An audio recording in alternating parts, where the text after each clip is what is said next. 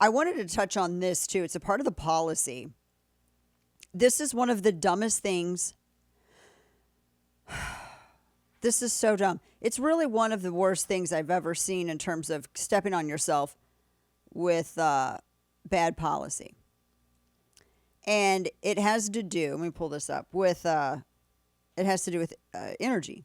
Do you remember when Joe Biden said, the Biden administration said they were going to build something like 1 trillion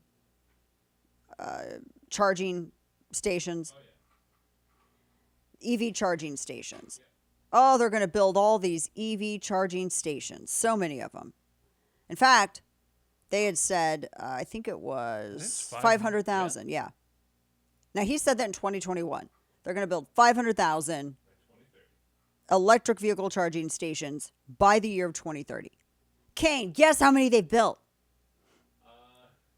We did this a few weeks ago. There was like 6 or 7. Is there more than 7? No, there's not. No? 7. Is there fewer than 7? No, it's just 7. Because I've seen the videos of them cutting that copper out of that wires. It's 7. It's 7. Whole stations. Still only 7. So, of the 500,000. With a diesel generator sitting 300 yards back behind it. Now, remember, the Secretary Mayor Poot Booty Juice, he's the guy who administers the funds that are apportioned for this in the $1.2 trillion Bipartisan Infrastructure Act. Now, do you remember when he was on also CBS's Face the Nation? And he goes, well, it's more than just plunking a small device into the ground. Remember that? Mm-hmm. So they had these internal memos from the Department of Transportation. This was a story broken by the Washington Free Beacon. And they interviewed people who are responsible for overseeing the implementation of these EV charging stations.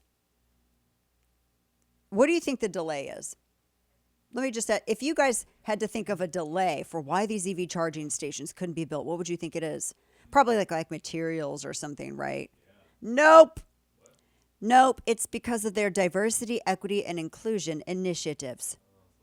One senior Department of Transportation staffer said, quote, these requirements are screwing everything up. Someone else said that's making it take so much longer. So when Biden took office, he signed this executive order that demanded that the beneficiaries of 40% of all government grants that relate to climate and environmental programs, that they have to come from underserved communities. So the order that established, it's the White House Environmental Justice Advisory Council. They monitor Department of Transportation to make sure that, quote, all voices, perspectives, and lived realities of communities with environmental justice concerns are heard in the White House and reflected in federal policies, investments, and decisions. What in the world hell is that? So in order to even get a grant, and the Free Beacon has all the receipts on it, applicants have to demonstrate how meaningful public involvement and inclusivity of disadvantaged communities, how that is going to occur throughout the project's life cycle, right? So they didn't actually define what public involvement means in this. They just said that, well, it should be intentional outreach to underserved communities. And they have a whole little, like a booklet on it online. It's a whole little booklet. So they get into techniques for medium. Let's go to page 19 of this. So page 19, scroll on down. They have a million different pages of this. It's so ridiculous. But it's the DEI stuff. So in this, they talk about primary languages and all kinds of other stuff and how to include X, Y, and Z in terms of demos, in terms of identity politics. So they said that if you're going to get a grant, they note in this that applicants have to demonstrate, I told you how they had to demonstrate how they're going to be inclusive of all this stuff. And they didn't define public involvement, except they gave some examples. This is on this is in their little transportation booklet. So they mention games and contests, visual preference surveys, and neighborhood block parties. Like that's considered, I guess they consider those public involvement. And so long as the grant recipient provides, quote, multilingual staff or interpreters to interact with community members who use languages other than English.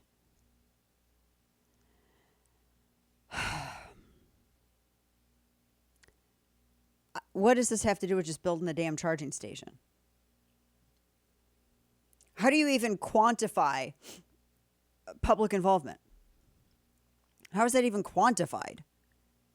And I don't even know how any of this, what this has to do with a single EV charging station.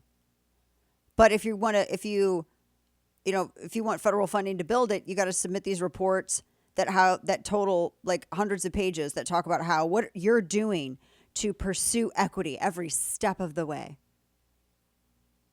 Now, Kane, do you think this is going to increase construction costs? Yeah.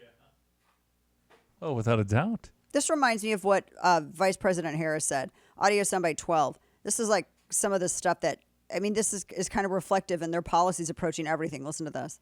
Many of you may know the stories about a black family that wants to sell their home and then has the appraiser come in, and the house is appraised for what they know is less than its value. And you probably know the stories about how they'll then reach out to family friends who are white and say, hey, will you all come over, bring your family pictures? We're going to take down ours, and you invite the appraiser. I've never heard that. People want to make money. They want to make money. But everything is viewed through the lens of race. Even appropriating building down to building charging stations. Down to building charging stations. Everything is about race. One senior department transportation official told the Free Beacon that these ridiculous inclusion requirements handcuff professionals from making proper evaluations, and they prevent the government and public from funding the most deserving projects instead of funneling money towards the least qualified applicants. And golly, the first charging station opened in a small Ohio town and no one used it. And they only have 0.33% of all vehicles operating on battery power in that state. Yeah. So the regulations, that's just, you're paying off your voting block through that. Those are federal funds because of the insane word salad restrictions that you're applying, that you're demanding be fulfilled for these, to receive a grant to build an EV charging station. You're making it to where you might as well just say these grants are only allowed for Democrats and Democrat businesses to build these charging stations. Just go ahead and say it.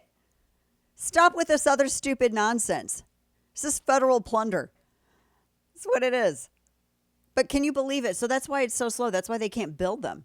That's why there's 7 out of 500,000 that have been built. Not that I don't think the government should be doing this at all, but I think it's funny that they're stepping all over themselves with this.